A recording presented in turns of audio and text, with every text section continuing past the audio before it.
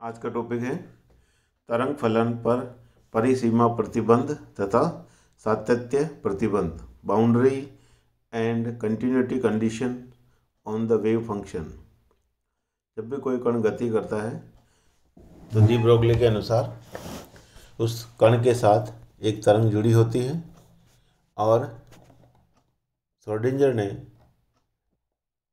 कण के साथ तरंग न कह गए तरंगों का समूह का कॉन्सेप्ट दिया और कण के साथ जो तरंग है उसकी समीकरण अवकल गति की श्रोडिंगर ने दी, वो हम पढ़ चुके हैं।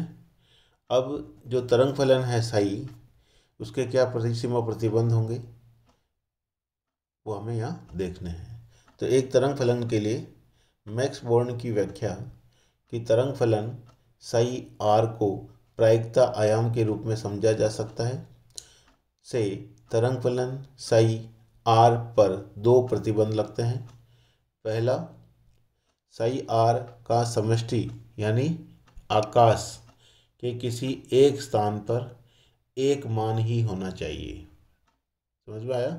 अगर साई आप वाई एक्सिस पे ले लें और एक्स एक्सिस पे ये आर अलग अलग डिस्टेंस है, ये 0 से लेके एक्स एक्सिस के लॉन्ग आर ले लें तो साई कुछ भी रूप में हो सकता है, तरंग रूप में, लेकिन उसका एक जगह पर एक ही मान होगा, तो वो कहीं कट नहीं करेगा। अगर ग्राफ इस तरह का होता, जैसा कि मैं आपको चित्र में दिखाऊं कि वाई एक्सिस पे साई ले लें और इधर आर ले लें और ग्राफ यूँ होके यूँ आ जाता, तो ये कोई बिंदु है, यहाँ से आप लंब डालेंगे तो ये क्या हो जाएगा, दो जगह कट करेगा, यहाँ भी और ये ऊपर 3 जगह पे। तो यहाँ पे इस आर पर साई के कितने मान हो जाएंगे? 3 मान हो जाएंगे। ठीक है, तो एक से अधिक हो गए, वो नहीं होंगे। यानी ये करा है साई आर सिंगल वैल्यूड होना चाहिए, सिंगल एक ही मान होना चाहिए, ताकि तरंग फलन से वर्णित कण के उस स्थान पर पाए जाने के प्रायिकता एक ही मान प्राप्त हो। दूसरा क्या होना चाहिए? समष्टि आकाश में के प्रत्येक स्थान साई आर का मान परिमित होना चाहिए, साई आर फाइनाइट होना चाहिए। जैसे ये साई है और ये आर है, इसका ग्राफ आप खींच रहे हैं तो वो इस तरह से कोई ना कोई वैल्यू पॉजिटिव आएगी यहाँ से आप अगर ड्रॉ करें तो, लेकिन ऐसा नहीं होना चाहिए। इसके अनुसार यदि आप इधर साई ले लें इधर आर ले लें तो यूँ नहीं कि ये जा रहा है और ये अनंत पे जाए और फिर वापस यहाँ से आ रहा है। इस बिंदु पर इसका मान क्या हो जाएगा? यहाँ पे, यहाँ से हम देखेंगे तो ये अनंत की ओर जा रहा है। साई आर का मान ये जो पर्टिकुलर होगा वहाँ पे इन्फिनिटी हो जाएगा, ऐसा नहीं होना चाहिए। ठीक है, इसलिए साई आर परिमित होना चाहिए। ठीक है, इनफाइनाइट नहीं होना चाहिए, अनंत नहीं होना चाहिए, ताकि किसी आयतन अल्पांश डीवी में कण के पाए जाने की जो प्रायिकता है उस साई के मापांक का वर्ग इंटू डीवी, ये प्रायिकता घनत्व को बताता है। साई आर स्क्वायर क्या बताता है? प्रायिकता घनत्व को, और प्रायिकता अपॉन आयतन प्रायिकता घनत्व होता है, इसलिए आयतन से उसको गुणा कर देंगे समष्टि में जो भी हमारे पास अल्पांश आयतन है डीवी, उसमें पाए जाने की जो प्रायिकता है वो साई के मापांक के वर्ग को डीवी से गुणा करने के बाद वो व्यक्त की जाएगी और ये मान भी परिमित प्राप्त होगा। अर्थात समष्टि यानी आकाश के प्रत्येक स्थान पर तरंग फलन एकलमानी होना चाहिए और परिमित होना चाहिए। ठीक है, ये इसकी बेसिक कंडीशन हो गई। और श्रोडिंगर समीकरण एक द्वितीय कोटि का अवकल समीकरण है। क्या है? द्वितीय कोटि का अवकल समीकरण है।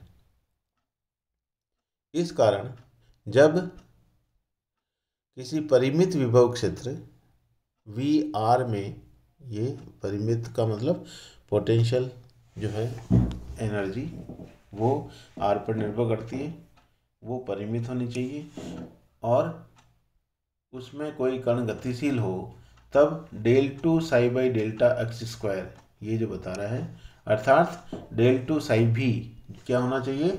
परिमित होना चाहिए। डेल टू आप जानते हैं लाप्लास अंकारक होता है ना, del two by delta x square plus del two by delta y square plus del two by delta z square. ठीक है, इस तरह से ये भी परिमित होना। यह तभी हो सकता है जब तरंग फलन साई तथा इसकी प्रवणता ग्रेडियंट यानी delta x, del psi by delta x, del psi by delta y और del psi by delta z, अर्थात डेल साई सतत हो। इसका अर्थ यह है कि साई तथा del psi by delta x आदि एक्स वाई जेड के सतत फलन होने चाहिए।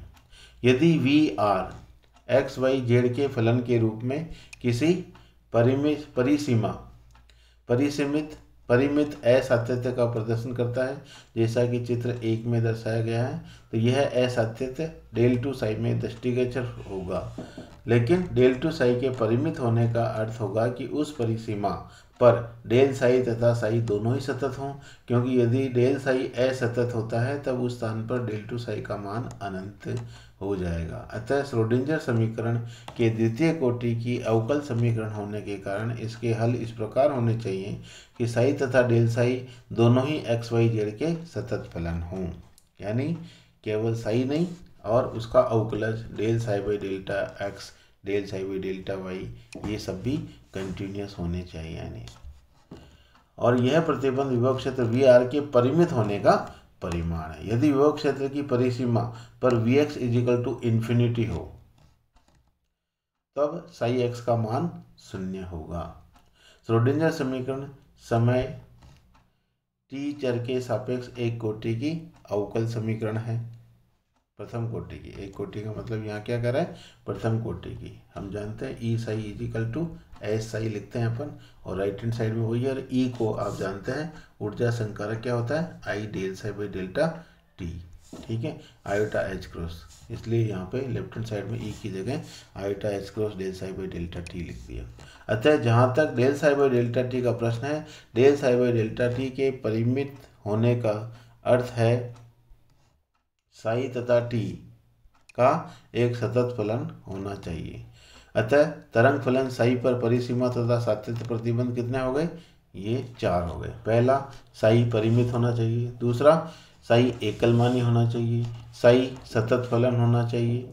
पहले तो परिमित, एकलमानी और सतत, और उसके अवकलज वो भी सतत होने चाहिए। तो इस तरह से एग्जाम में यदि आपके पास यदि ये 1.5 नंबर का आता है तो ये तीनों चीज़ें यानी चारों आपको लिखनी होगी।